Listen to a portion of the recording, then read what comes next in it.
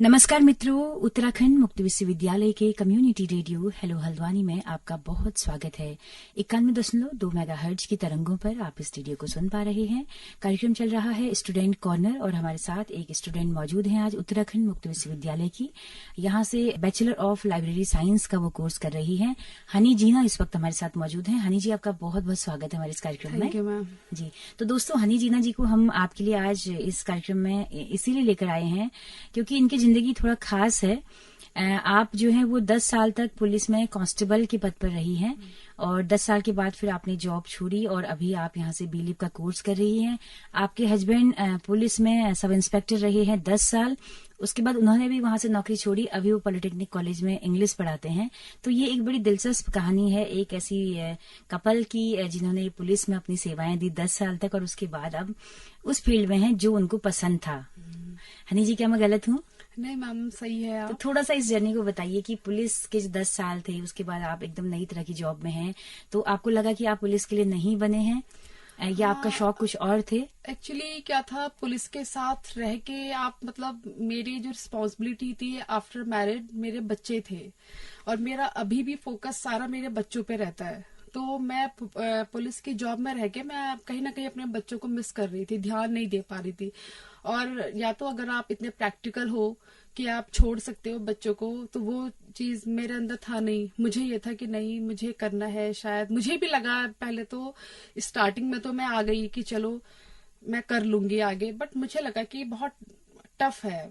Police की life देखा जाए तो एक आम नहीं होती है, उसमें बहुत मेहनत करती हैं महिला कांस्टेबल्स होती है, जो कांस्टेबल्स होते हैं, सब लोग हैं, जो एसआई हैं, वो भी बहुत मेहनत से करते हैं ड्यूटी। तो उस दौरान आपको सब चीजें कॉम्प्रोमाइज करनी पड़ती है, आपको अपनी फैमिली छोड़नी पड़ती है, आपको अपने बच्चे छोड़ने पड़ते हैं। तो ये चीजें होती हैं। तो मेरे साथ ये देश सेवा वाली एक नौकरी भी अगर कहें, समाज की सेवा, देश की सेवा, तो या तो आप बहुत दिक्कतें हैं बहुत महिलाओं के लिहाज से। परेशानी तो रहती ही है जी। आपकी एजुकेशन क्या रही है? मैम मेरी है बीए किया हुआ है मैंने। बीए में इंग्लिश मेरा वो था, सब्जेक्ट था। उसके बाद मैंने एमए हिस्ट्री से किया। ये मैंने प्राइवेट ही किया था जब मैं पुलिस में ही थी जी। उसके बाद फिर मैंने एमए इंग्लिश किया और अब मैं बीलिफ कर रही हूँ। क्या बात है, पढ़ाई का शौक आपको है? इससे हाँ, पढ़ाई का शौक है। इसके पीछे मेरे हस्बैंड है, उनको बहुत ज्यादा शौक है पढ़ाई का। तो वो मुझसे बोलते हैं कि हनी, आगे निरंतर अपने आप को बढ़ाते रहो और पढ़ते रहो। एक जॉब के लिए नहीं, बट अपने आप को इम्प्रूव करने के लिए, अपने ग्रोन अप के लिए आप इसको पढ़ो और जितना जल्दी। पिताजी आपकी बैंक में क्लर्क थे, 3 बहनें आप हैं जी। तो तब आपको लगा कि पुलिस में एटलीस्ट कुछ भी नौकरी मिल जाए सरकारी, तो मैं इसको ज्वाइन करूं। क्या ये ऐसा कुछ था आपका पहले? ऐसा कुछ था मैम। थोड़ा सा मेरा एक्चुअली क्या था, मैं ड्रेस देख के बहुत ज्यादा अट्रैक्ट होती थी। जी जी जी। मेन रीजन मेरा ये भी था। और मेरी एक्चुअली परवरिश ही बॉयज की तरह हुई है। तो मैं अपने पेरेंट्स की, मैं एक लड़का थी, मैं लड़की नहीं थी, मैं लड़कों की तरह वो मुझे ट्रीट करते थे। तो मेरा आर्मी वगैरह का शौक था जाने का। बट मैंने ये नहीं सोचा था कि जो मैं जो सफर देख रही हूँ शायद वो आगे जाके मुश्किल होगा। तो मैं एज अ कांस्टेबल, मैं उसमें मैं फॉर्म आया, भर्ती आई, मैंने देखा तो मैं भर दिया मैंने। और फिर मैंने बहुत मेहनत करी, मैंने बहुत जी जान लगा दिया। मैंने 2 महीने बहुत तैयारी करी। उसके बाद मैं एज अ कांस्टेबल में अपॉइंट भी हो गई। किस सन की बात है मैम? ये है 2007 की। अच्छा, 2007 में आपने कांस्टेबल के पद ज्वाइन किया। पहली ज्वाइनिंग आपकी कहाँ रही? मैम मेरी सबसे पहले तो हम लोगों ने ट्रेनिंग करी थी रोशनाबाद, हरिद्वार में। 1 साल वहाँ ट्रेनिंग करी। उसके बाद मेरी बागेश्वर पोस्टिंग हुई, सबसे फर्स्ट पोस्टिंग। बागेश्वर के बाद मुझे थाना कपकोट भेजा गया 3 महीने के लिए। फिर मैं वहां से अल्मोड़ा अपने खुद के उसमें आई। खुद से मैंने कहा था कि मुझे अल्मोड़ा आना है, तो मैं अपने स्थानांतरण मैंने अल्मोड़ा करवाया। फिर मैं अल्मोड़ा पुलिस लाइन में तैनात थी थोड़े टाइम। उसके बाद फिर मेरी भिक्यासैंण पोस्टिंग हुई, चौकी भिक्यासैंण, वहां रही। फिर उसके बाद में आफ्टर मैरिज फिर मैंने शादी का सर्टिफिकेट लगा के फिर मेरे हस्बैंड यहाँ थे नैनीताल में, तो मैं नैनीताल आ गई। फिर तब से मैं फिर एसएसपी ऑफिस में ही रही नैनीताल। अच्छा, तो काफी पहाड़ों में भी आपने छोटी छोटी चौकियों में भी जॉब की है। कैसा अनुभव था वहाँ का? मैम कैसे, किस तरह के अपराध के मामले वहाँ पर आ रहे थे, आपने देखा होगा? मामले तो एक्चुअली क्या है कि पहाड़ों में थोड़ा सा वही था कि हस्बैंड मतलब जैसे आपको पता ही है, हमारे पहाड़ी भाई लोग नशा करके अपनी वाइफ को मारते हैं, पीटते हैं। तो ये चीजें मैंने 1-2 बार केसेस देखे, तो गांव में कि लेडी को मार दिया या कुछ ऐसा किया। ये चीजें मैंने उनकी देखी बहुत ज्यादा की। तो उसके बाद फिर मैं, मतलब मुझे अजीब सा होता था।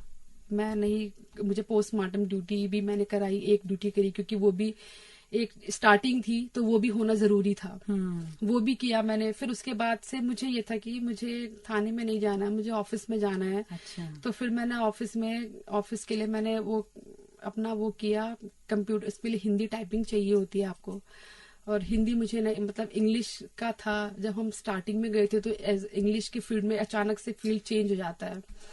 तो आप फिर कॉन्वेंट से पढ़ी हैं या नहीं सरकारी मैम, स्कूल मैं से? हिंदी से पढ़ी हूँ, बट ये होता है कि इंग्लिश थोड़ा सा रहता है, अच्छी, हिंदी मतलब ठीक हाँ। ठाक है आपकी? हाँ, हिंदी में थोड़ा सा चेंजेस होते थे।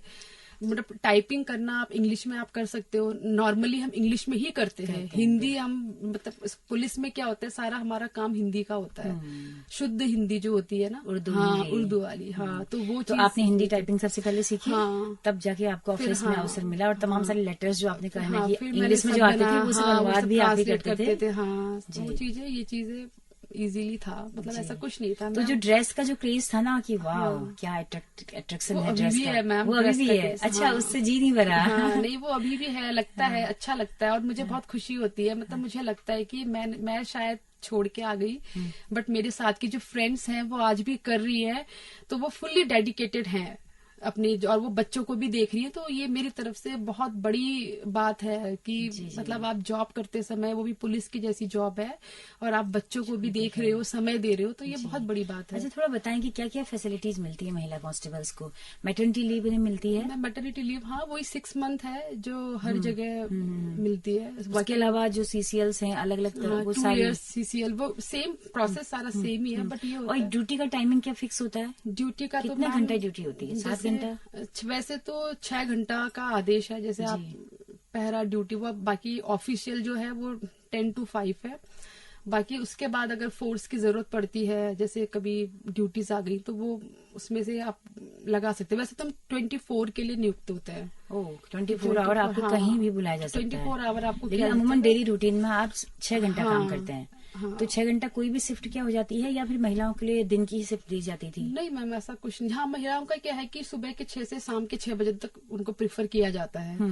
बाकी इवनिंग में जब बहुत, जैसे कोई महिला, अगर आपके पास कोई केस आया है, अगर उसमें कोई महिला इन्वॉल्व है, तो फिर महिला कांस्टेबल की ड्यूटी लगती है, क्योंकि जाना पड़ता है महिला के साथ, क्योंकि जेंट्स नहीं कर सकते हैं। बिल्कुल। उस केसेस में लगती है, बाकी ऐसा कुछ नहीं है। तो अगर 6 घंटा ड्यूटी है तो बाकी का वक्त तो आप दे रहे हैं फैमिली को, क्या दिक्कत आती है? कहाँ पे, जैसे किस तरह की दिक्कतें आती हैं? पुलिस में क्या होता है कि जैसे आप 6 घंटे करके आप घर आए हो, तो ये कंफर्म नहीं है कि आप अभी हो, कभी भी फोन आ जाता है, जैसे ड्यूटी से कोई जी, जी। कुछ प्रोग्राम आ गया, या कहीं पे कुछ दंगा हो गया, या कहीं पे कुछ है, तो फिर आपको बुलाते हैं, आपको जाना पड़ सकता है।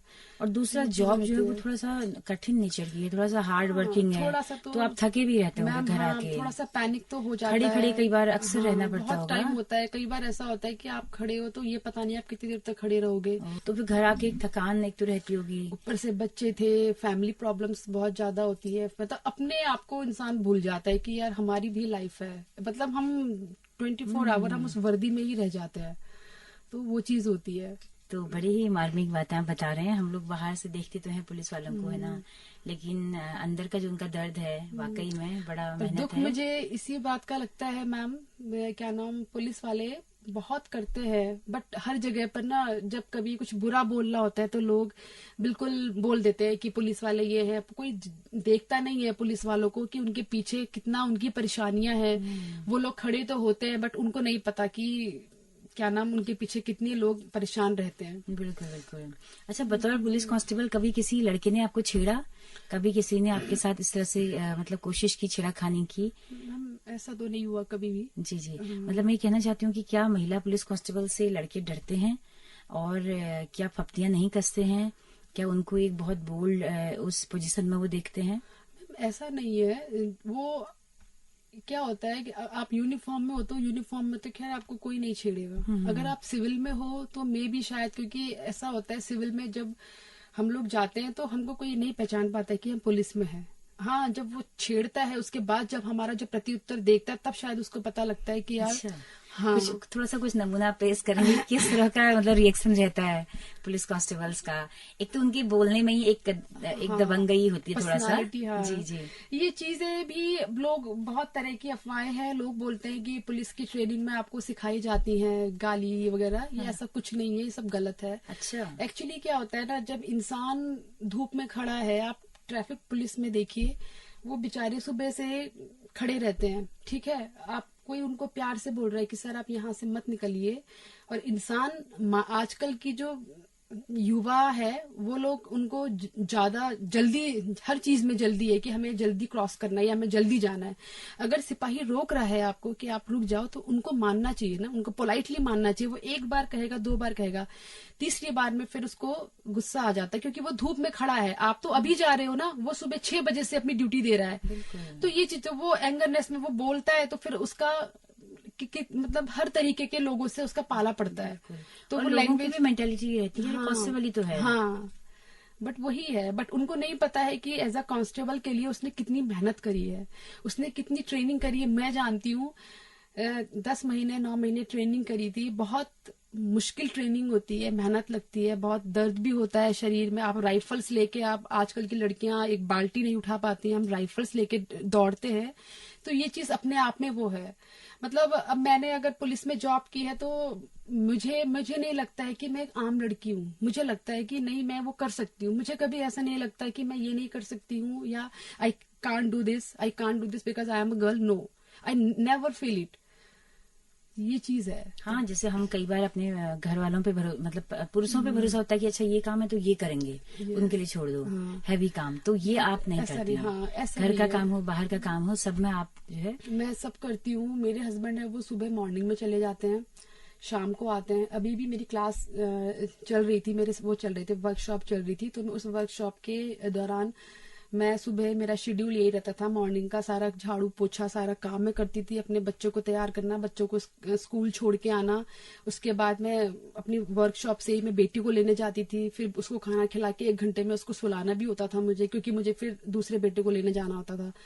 तो ये चीजें हैं। तो कभी कभी लगता था कि वर्कशॉप में एक मैंडेटरी होती है कि आपको 10-11 बजे से करनी ही है 4 बजे तक। तो वो चीजें जी बहुत जी कभी कभी हैट्रिक हो जाती थी, जी। क्योंकि बच्चों को भी ध्यान देना पड़ता अच्छा, है। बच्चों को आप जितना वक्त अभी दे रही हैं घर में रहकर, हाँ कैसा लग रहा है? कोई गिल्ट मैम, फील अब तो नहीं नहीं होगा? मैम, मुझे मुझे कभी और फील बहुत नहीं अच्छे हुआ। से आप उनको शायद एंजॉय हाँ, करके मुझे पाल रही कभी होंगी। फील नहीं हुआ कि मैंने जॉब छोड़ी है। मुझसे लोग कहते थे तुम जॉब छोड़ोगी तो तुम्हें फील होगा, शायद फाइनेंशियली लोग बोलते थे, क्योंकि एक औरत अपना एक बार नौकरी आजकल, करने के बाद आप फिर किसी के सामने मांगना। हाँ, आजकल हर औरत चाहती है कि वो जॉब करे, बट जॉब के साथ साथ उसको और भी दायित्व निभाने पड़ते हैं। जब वो दायित्व निभाने की बात आती है, तो कहीं ना कहीं फिर लेडी फ्रस्ट्रेट होती है। वो बोलती है कि नहीं, मैं जॉब कर रही हूँ, बट वो आप एक्सक्यूजेस नहीं दे सकते हो। तो यही चीज था, मेरा मानना ये है कि अगर आप खुशी से कर रहे हो तो आप सारी चीजें खुशी से करो। फिर आप जब घर आते हो तो आप घर आके फ्रस्ट्रेट मत हो। सही बात है। और हस्बैंड जो है, हस्बैंड की जगह हस्बैंड पे है मेरे। मैं तो जो भी हूँ आज अपने हस्बैंड की वजह से हूँ। मेरे हस्बैंड बहुत ज्यादा मतलब अच्छे हैं। उन्होंने मुझे मेरा हर जगह पे उन्होंने साथ दिया। सबसे बड़ी बात है, उन्होंने मुझसे एक बार नहीं बोला कि हनी तुम जॉब छोड़ रही हो तो तुम्हें दिक्कत होगी। वो आज भी इवन मेरे साथ हमेशा खड़े रहते हैं। वो बोलते हैं कि तुम पढ़ो, आगे पढ़ो। मैं ये नहीं कह रहा हूँ कि तुम जॉब करो, बट अपने लिए पढ़ो, अपने जी। बच्चों के लिए पढ़ो। क्या बात है, क्या ये बात चीज है। है। हनी जी, जब आप एक कांस्टेबल रही हैं 10 साल, है ना, Yes, ma'am. अब जब आप किसी पुलिस की वर्दी में जब आप बाजार जाती होंगी, देखती होंगी, या कई बार आपको लगता होगा कि कोई नियम तोड़ रहा है, तो आपको खुद वहां पर मतलब ऐसा होता है कि अभी भी आप पहल करना शुरू कर देती हैं कि एज ए कांस्टेबल? मैम, इस बारे में तो अब मुझे खुद कहीं ना कहीं मुझे डर लगता है। हाँ हाँ। जैसे जब मैं जाती हूँ, अगर मुझे लगता है कि शायद मेरा ट्रैफिक रूल गलत हो गया, तो मुझे डर लगती है कि मेरा चालान कट जाएगा। मतलब मुझे अब खुद पुलिस वालों से डर लगता है अच्छा। कि यार वो खड़े हैं वहां पर, जबकि वो मुझे अधिकतर ऐसे हैं कि वो सब जानते हैं। हाँ। कोई मेरे हस्बैंड को जानते हैं, कोई मुझे जानते हैं। हाँ। तो इस वजह से और आपको ये दायित्व भी लगता होगा कि मैं ना तोड़ूं। हाँ, मुझे लगता है कि नहीं, अगर वो खड़े हैं तो मैं फुल्ली उनकी रिस्पेक्ट करती हूँ। और मुझे मेरी फ्रेंड्स मिलती तो मुझे बहुत अच्छा लगता है, और मैं चाहती भी हूँ कि उनको देखना, बट ये होता है कि अब वो चीजें नहीं हो पाती हैं, कभी नहीं, मतलब कभी मिल जाते हैं तो मुझे बहुत अच्छा लगता है उनसे मिलना और उनके बारे में पूछना कि वो कैसे है। तो वो बोलते हैं कि यार ठीक है, तो ये चीजें अच्छी लगती हैं। अच्छा, गजेटेड हॉलीडे वगैरह या संडे ये सब मिलता है क्या पुलिस कांस्टेबल्स को? अगर आप ऑफिस में हो तो वो मिल जाता है जी। अगर आप थाने वगैरह में हो तो नहीं मिलता है। छुट्टी मिलती नहीं हफ्ते में कोई? थाने में नहीं मैम, थाने में क्या होता है, ड्यूटीज होती हैं। नहीं तो आपको वीक में एक ऑफ तो मिलेगा? नहीं मैम, वीक में तो मेरे टाइम पे तो ऐसा कुछ नहीं था। अच्छा, हम तो क्या लोग 7 दिन काम करना होता है? हम लोग ऑफिस में थे तो ऑफिस में छुट्टी होती थी, बस छुट्टी के दिन भी हम जैसे यूनिफॉर्म नहीं पहनते थे, ऑफिस में थे तो हम घर के उसमें जाते थे, मतलब प्राइवेट उसमें ड्रेसेस में। बाकी काम चलता रहता है, क्योंकि क्राइम तो संडे है करके बंद नहीं हो जाएगा। तो क्या कमी है कांस्टेबल्स की? नहीं मैम, कांस्टेबल ठीक है, बस थोड़ा सा यही है कि ड्यूटी एक्चुअली क्या है ना, जैसे जैसे कांस्टेबल्स ज्यादा हो रहे, क्राइम भी वैसे ही ज्यादा बढ़ रहा है। आपको पता है जैसे जैसे समय बीत रहा है वैसे वैसे क्राइम ज्यादा जोर में आ रहा है। तो वो चीज रहती है, हर दिन हमें कुछ ना कुछ नया सुनने को मिलता है कि इस तरीके के क्राइम है। और हमारे पुलिस वाले जो है वो बहुत मतलब अलर्ट है, एक्टिव रहते हैं। उनको ये होता है कि उनकी तरफ से कोई कमी ना रहे। अभी उन्होंने हाल ही में एक वीडियो बनाया है, महिलाओं के साथ अगर कुछ गलत होता है तो वो मुझे बहुत अच्छा लगा। उसमें हमारी सारी पुलिस वाली बहनें हैं जो एक प्राइवेट उसमें किरदार कर रही है, कोई बस में जा रहा है। हाँ, आप देखिएगा जरूर उसमें। तो इसे हम कहाँ देख सकते हैं? मैम आप नैनीताल पुलिस में पेज पे साइड में देखिएगा। अच्छा। उसमें बनाया गया है एक वीडियो औरतों के लिए स्पेशल। तो अब वो कभी भी अगर परेशान है तो वो नंबर से इस करके डायल कर सकती है 1 उसमें, और आप अपनी उसमें सीधे आपको पुलिस वही मिल जाएगी जहां आपके साथ कुछ गलत हो रहा है। अच्छा। तो ये ऑनलाइन ये सब चल रहा है, नेटवर्किंग। तो उसका आप वीडियो देखिएगा, वो आपको अच्छा लगेगा। बिल्कुल। तो काफी कोशिश है, आपका कहना है कि पुलिस कर रही है महिला अपराध को रोकने में या तमाम सारे अपराधों को। तो हनी जी, आप यहाँ से बीलीव कर रही हैं, आपका कैसा एक्सपीरियंस रहा? अभी दूसरे सेमेस्टर में आप हैं। बहुत अच्छा रहा। सबसे अच्छा तो मैं थैंक यू प्रीति मैम को बोलना चाहूंगी। She is very dedicated teacher. उन्होंने बहुत ज्यादा मतलब वो किया हमको कि नहीं आप क्लास करो। मतलब एक टीचर होता है कि अगर आपकी वर्कशॉप चल रही है तो वो छोड़ देते हैं कि चलो वर्कशॉप चल रही है, ऐसा उनका रोल खत्म कि बच्चा पढ़ रहा है नहीं पढ़ रहा, अटेंड करिए नहीं करिए तो कोई दिक्कत नहीं है। बट मैम का ये था कि प्लीज ज्वाइन करो। मतलब वो पूरा स्टार्टिंग से लेकर लास्ट तक वो हमारे साथ बनी रहती हैं। तो ये सबसे बड़ी बात है उनकी, और शायद उन्हीं के मतलब इतना वो करने से मुझे लगता है कि हमको और अच्छा करना चाहिए, हमें मेहनत करनी चाहिए। उनको बहुत ज्यादा विश्वास है हमारे ऊपर, और वो हमेशा बोलती हैं कि मुझे पता है कि आप लोग कुछ ना कुछ करोगे। तो लगता है मुझे कि तो ये जो टीचर्स का एक सेंटेंस है ये बहुत ऊर्जा दे देता है ना। हाँ मैम, प्रीति मैम को तो मैं बहुत थैंकफुल हूँ, और उनकी, और जिन्होंने हमको ऑनलाइन क्लासेस दी, जो हमारे सर रहे। अभी हम लोग ये लास्ट में ये एक खरे सर थे, एक विभास सर है मिश्रा अल्मोड़ा के। तो उन्होंने अभी हमको ACR 2 और CCC के बारे में बताया, तो बहुत अच्छा लगा। वो भी बेचारे मतलब नेटवर्क बहुत ज्यादा दिक्कत करता था, मगर वो सर हमारे पीछे लगे रहते थे। तो ये बहुत अच्छे संकेत हैं, आप फ्यूचर में कुछ न कुछ कर ही पाएंगी अगर आप अच्छे से इस सब्जेक्ट को पढ़ेंगी। तो हनी जी, बहुत बहुत आपका शुक्रिया कि आपने अपना बहुत ही कीमती वक्त हमें दिया। कोई संदेश चलते चलते हमारी तमाम हल्द्वानी की जनता के लिए आपका हो? मैम मेरा तो बस यही है कि आप कोई भी काम कर रहे हो तो आप दिल लगा के करो, फुल्ली डेडिकेट करो। बट आप इतना ध्यान रखना कि आप काम के चक्कर में आप अपनी फैमिली को इग्नोर ना करें। मेरे लिए बस सबसे ज्यादा इम्पोर्टेंस फैमिली है, क्योंकि हमारे बच्चे ही आगे चल के हमारा एसेट है।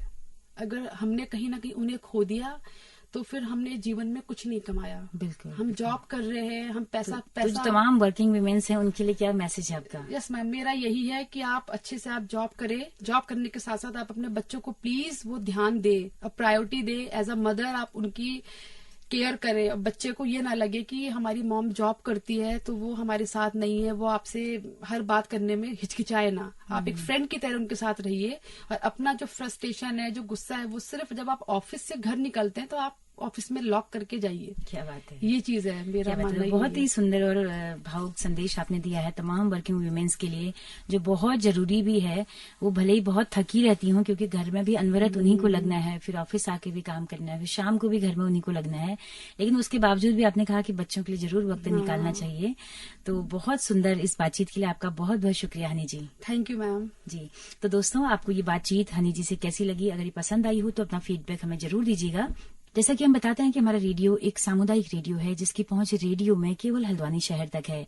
लेकिन अगर आप दूर दराज पहाड़ों में या देश के किसी भी हिस्से में इस रेडियो को सुनना चाहते हैं तो हमारे यूट्यूब चैनल के जरिए आप इन कार्यक्रमों को सुन सकते हैं। हेलो हल्द्वानी नाम से हमारा यूट्यूब चैनल है, फेसबुक पेज है। आपके फीडबैक का हमें बहुत बेसब्री से इंतजार रहेगा। इसी के साथ अपनी रेडियो मित्र सुनीता भास्कर को दीजिए इजाजत। नमस्कार।